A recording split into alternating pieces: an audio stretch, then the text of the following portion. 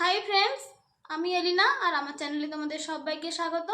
তো আশা করি তোমরা অনেক ভালো আছো আর আমি অনেক ভালো আছি। তো আজ আমি রেডি হয়ে গেছি, আমার বাড়ির পাশে কিছুটা দূরে রয়াপাড়া শিবের মন্দিরে যাব। তো কিছুদিন আগে আমি আর মা গিয়েছিলাম, ভাইকে নিয়ে যাওয়া হয়নি, তো ও বলছিল যাবে বলে। তার জন্য আজই যাব, আমি আমার মা আর ভাই আর আমার দিদি আর আমার ভাগ্নি যাব। তো চলো দেখতে থাকো তোমরা পুরো ভিডিওটা। আর আমার ওখানে যেতে খুবই ভালো লাগে, মানে ওখানে গেলেই আমার মন শান্তি হয়ে যায়, আমার প্রতিদিন যেতে ইচ্ছা হয়, মনে যেন প্রতি সপ্তাহে একবার করে যাই। তো যাবো, তো চলো দেখতে থাকো তোমরা পুরো ভিডিওটা। আর ভালো লাগলে লাইক কমেন্ট করো আর আমার চ্যানেলটা সাবস্ক্রাইব করে পাশে বেল আইকনটি প্রেস করে দিও। তো চলো দেখতে থাকো। আর এই যে দেখো, আমি আলতা পরে নিয়েছি। আলতা পরতে তো আমার খুবই ভালো লাগে, আর আলতা পরে আমাকে কেমন লাগছে জানিও। আর এখানে দেখো মা আলতা পরছে। আর একটা কথা বলি শোনো, আলতা তো মা আমাকে তেমন পরতে দেয় না, বলে যে আলতা বেশি পরলে পা খারাপ হয়ে যাবে। তাই আমি যখন মামার বাড়ি যাই না, মনের সুখে আলতা পরি। দিদা পরে প্রায়, তার জন্য আমিও মনের সুখে আলতা পরি। আর দেখো আমাদের বাড়ির কাছে এই কাকুকে বলেছিলাম, কাকু এসেছে টোটো নিয়ে। আর এই যে দেখো আমার ভাইকে দেখো, কোথাও যাওয়ার হলেই ও মোট আগেই বসবে। তো আমাদের টোটোটা ছেড়েও দিয়েছে, আমরা যাচ্ছি। আর কিছুটা পরেই দিদি উঠেছিল, ওর বাড়ি থেকে কিছুটা এগিয়ে এসেই দাঁড়িয়েছিল আমাদের যাওয়ার পথে। তো তারপরও উঠেছিল।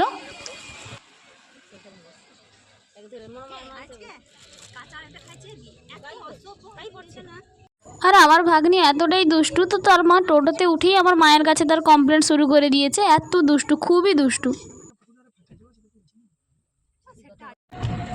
আর এখন দেখো আমরা রোডে উঠে গেছি। আর এই রোডে উঠে জানো তো একটা ঝামেলা হয়ে গেছে। তো কিছুদিন পরেই তোমরা জানো বিশ্বকর্মা পুজো, তার জন্যই রোডে রোডে চাঁদা তোলা হচ্ছে। তো এনারা এমনই, এনাদের 20 টাকা দেওয়া হলো, বাট এনারা নেবেন না, 100 টাকা নেবেন, না হলে ছাড়বেনই না।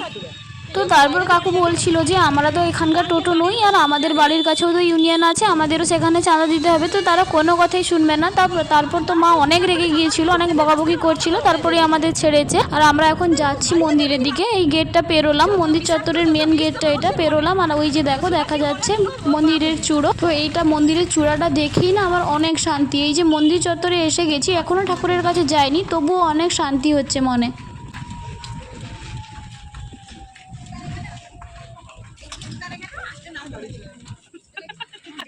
তো তারপর দেখো এখানে একটা ঘাট আছে, যেখানে পা হাত মুখ ধুয়ে তারপরে যেতে হয়। তো এখানে খুবই শ্যাওলা ছিল, তাই ভাগ্নিকে মা ধরে ধরে নামাচ্ছে। আর প্রত্যেক মন্দিরেই এমন একটা করে ঘাট থাকে যেখানে পা হাত মুখ ধুয়ে ঢুকতে হয়, কারণ আমরা অনেক দূর দূর থেকেই আসি, বিভিন্ন জায়গা থেকে। তো বিভিন্ন রকমের জায়গার মধ্য দিয়ে আসি। তো এখানে পা হাত মুখ ধুয়ে শুদ্ধ হয়ে ঢুকতে হয়। নাকি সবাই বলে ভগবান নাকি শুদ্ধ বস্ত্র ছাড়াও পছন্দ করেন না।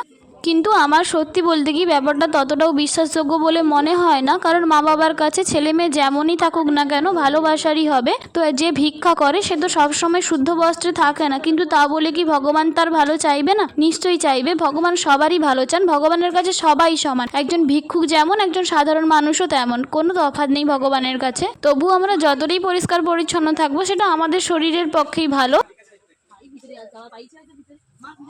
আর এখানে দেখো ঠাকুরের জন্য ভোগ নিয়ে নিচ্ছিল মা আর দিদি। আর বাড়ি থেকে আমরা ডাব আর দুধ এনেছিলাম, সেটাও ঘটিতে ঢেলে নিয়েছিলাম। আর এক্ষুনি যে দেখলে মা কথা বলছে সাদা জামা পরে, উনি আমার দাদু।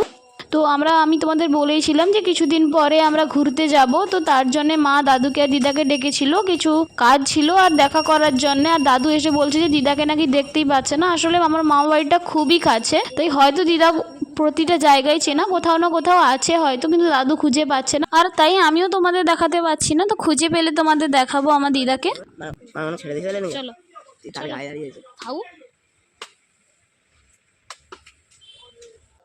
আর ভাই আমাকে এই ছাগলটার কথা বলছে, কত সুন্দর দেখো ছাগলটা, এরা এখানেই ঘোরে।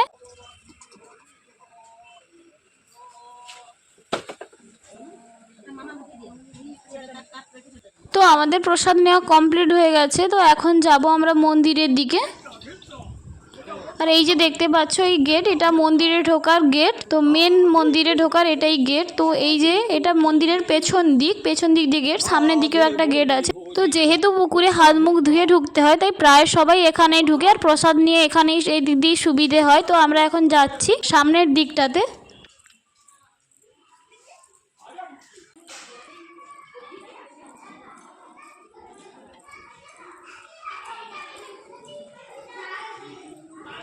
তো তোমরা দেখতেই পেলে যে আমি গেট দিয়ে ভেতরে এসে গেছি আমরা সবাই।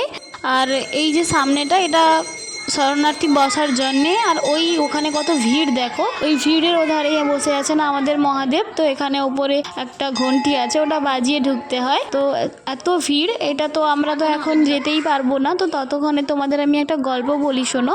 যখন আমি অনেক ছোট ছিলাম তখন আমি অনেক বাজে কথা বলতাম, মা বাবার কথা শুনতাম না, অনেক দুষ্টুও ছিলাম। তো মা এখানে এসেছিল, বলেছিল যে ঠাকুরের কাছে যদি আমি শান্ত হয়ে যাই তো মা পুজো দেবে। তো তারপর সত্যি বলছি, মা বলে যে তারপর নাকি আমি একদমই শান্ত হয়ে গিয়েছিলাম। তো মা পুজোও দিয়েছিল, জানি না এই জন্য হয়তো আমার এই জায়গাটা খুবই ভালো লাগে। আর এখানে এলে আমার খুব শান্তি শান্তি অনুভব হয়। আর ইনি দেখো, ইনি আমার দিদা। তো দাদু বলছিল দিদাকে খুঁজেই পাচ্ছে না, তো দিদা এখানে ছিল। আর আমাদের আসতে দেরি হচ্ছে বলে দিদা আগেই পুজো দিয়ে দিয়েছে।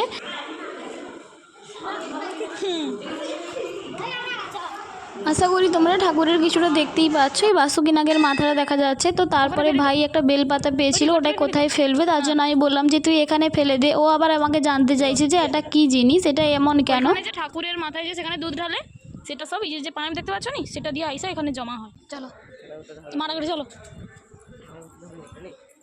চ। আর দেখো আমার দিদার তো পুজো দেওয়া হয়ে গেছে, আর দাদু দিদা ওখানে বসে আছে, আর আমি এই আশপাশে একটু ঘোরাঘুরি করছি, আমাদের এখনও বাকি। তো তারপরে এটা যদিও আমাদের নয়, আমি একটু দেখালাম তোমাদের। তো এটাই হচ্ছে দেখো, এই যে লিঙ্গ মহাদেব আমাদের, খুবই ভালো। তো মানে সত্যি যদি কেউ কাছাকাছি বাড়ি হয়, আশা করি এসেছো, তোমাদের কেমন ফিল হয় জানি না, বাট আমার খুবই ভালো লাগে এখানে এলে, আমি বারবারই বলছি। তারপর আমার ভাইয়ের নামে এখানে পুজো দেওয়া হবে, তো ভাইয়ের নামে পুজো দিচ্ছে, তারপরে আমার ভাগ্নের নামে পুজো দেওয়া হবে। তো তোমরা দেখতে থাকো। এটা ওই পেরা ওম ত্রয়ম্বকম জয়ামহে সুগন্ধি পুষ্টিবর্ধনম উর্বারুকমিব মৃত্যুং শ্রীমানং শিবায় নমঃ। এটা ওই পেরা। ওম নমঃ শিবায় সন্তায় কারণাত্র বিহেদবে নিবেদে পানকং গুরু পরমেশ্বর কালিপুনায়। ওম নমঃ শিবায় সিদ্ধিকামনায়। ওম নমঃ ভগবতে ভগবতেশ্বরী নমঃ। ওম শিবন্তিকায় নমঃ। এত সম্প্রদায় ওম বিষ্ণবে নারায়ণ। ওম নারায়ণ পুরাবিদা নারায়ণ পুরাকরা। আর এখানে দেখো মহাদেবের দিকে মুখ করে বসে আছেন গণেশ ঠাকুর। মা এখানে প্রণাম করে নিল। আর এখানে এই গণেশ ঠাকুর জানো তো ক্ষীরভোগ খায়। আমার ভাই হওয়ার জন্য আমার দিদা মানত করেছিল, তারপর ভাইয়ের নামে এখানে একবার ক্ষীরভোগও দেওয়া হয়েছিল। আর কত সুন্দর দেখো দেখতে, খুবই সুন্দর। আমি যখনই আসি না বারবার এরকম করে ভিডিও করি বা ছবি তুলে নিয়ে যাই, এত ভালো লাগে। তারপর দেখো ভাইয়ের গলায় যে মালাটা দিয়েছিল সেটা ভাই আবার এখানে ছাগলের গলায় পরিয়ে দিয়েছে, কত দারুণ লাগছে দেখো। ছাগলটা এটাকে খেতে চাইছিল কিন্তু সে এটাকে গলায় পরিয়ে দিয়েছে। তো তারপর আমরা সবাই একে একে প্রণাম করে নিলাম, আর মা ছাগলগুলোকে প্রসাদও দিয়ে দিল। এরা সবসময় এরকম মন্দিরেই থাকে, যখনই আসি দেখি এরা মন্দিরেই আছে। আর এরা এরকম আমরা কিছু না কিছু আনলে প্রসাদ বা ফুল এসব এরা খেতে চায়। তো তারপর দেখো আমরা এসে গিয়েছিলাম এখানেই নারায়ণ মন্দিরে। আর ওই দেখো বসে আছেন নারায়ণ দেব আর সঙ্গে আমাদের মাতা লক্ষ্মী। তো তারপরে এখানে পুজো আরম্ভ হয়ে গেল। তো এখানে আমার নামে পুজো দিয়েছিল মা।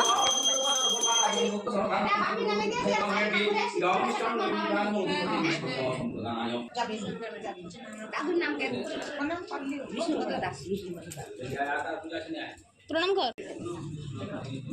হয়েছে রে। তো তারপর আমরা যাচ্ছি কালী মন্দিরে, কালী মন্দিরটাও এখানেই। আর এই যে দেখো এই পাশে এটা দুর্গা মন্দির। তো এখানে চারিদিকটাই পুরো এলাকাটাই মানে পুরো এরিয়াটাই মন্দির দিয়ে ঘেরা। শিব মন্দির, নারায়ণ মন্দির, দুর্গা মন্দির, কালী মন্দির সবই। আর দুর্গা মন্দির দুর্গা পুজোর সময় পুজো হয়। এই দেখো কালী মন্দিরের দিকে মুখ করে আছে স্বামী বিবেকানন্দ, আর এখানে রামকৃষ্ণ আর শারদামণিরও মূর্তি আছে। আর আমরা কিছুক্ষণ এখানে দাঁড়িয়েছিলাম, ঠাকুর মশাই বললো যে যেতে, তারপরে আসছে। তারপর তোমরা মায়ের মূর্তিটা দেখে নাও, অনেকই সুন্দর। এখানে শুধু মা কালী নন, মা কালীর অনেক রকমের অবতারই আছে। আর যেহেতু মা কালী আর মা দুর্গা একই, তার জন্য গণেশ, কার্তিক, লক্ষ্মী, সরস্বতী সবাই আছে, সবারই একসঙ্গে পুজো হয়। আর বিশেষ করে এটা মা কালীর মন্দিরই বলে। তো তারপরে এখানে আমার বাবার নামে পুজো দেওয়া হয়েছিল। তো মা তারপর দিদি দুজনই পুজো দিয়ে নিল।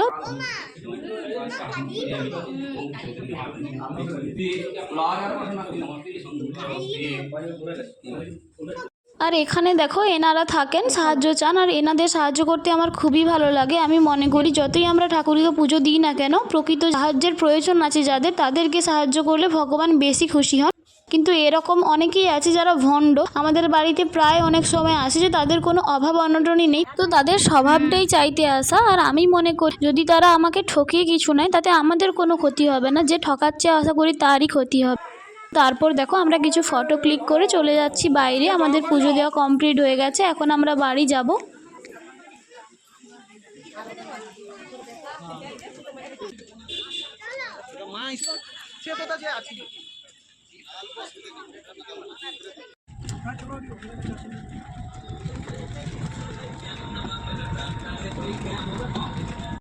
তো তারপর দেখো সবাই আমরা খেতে এসে গেছি, কিন্তু এখানে খেতে এসেই না একটা গন্ডগোল হয়ে গেল। গন্ডগোল বলতে আমার মনেই ছিল না যে আমি কাল হচ্ছে আমার বাড়ির কাছে ওখানে পুজো দেবো, ওখানে শিব মন্দির আছে, ওখানে পুজো দিতে যাব। তার জন্য আমাকে নিরামিষ খেতে হবে, কিন্তু এখানে যে ঘুগনি মুড়ি খাওয়া হবে, এখানে তো পেঁয়াজ দেওয়া হয়। তার জন্য এরা সবাই খাচ্ছিল আর আমি বসে বসে দেখছিলাম। আর আমার ভাগ্নি আমাকে দেখে দেখে বলছে যে তুই লোভ দিচ্ছিস না? তো আমি বলছি না না, খিদে পাচ্ছে, কিন্তু লোভ দিবনি। তো আমার সত্যি অনেক খিদে পাচ্ছিল, তার জন্য মা অনেক খুঁজে আমার জন্য একটা নিরামিষ সিঙ্গাড়া এনে দিল। তো এটা খেয়েই আমার শান্তি হলো।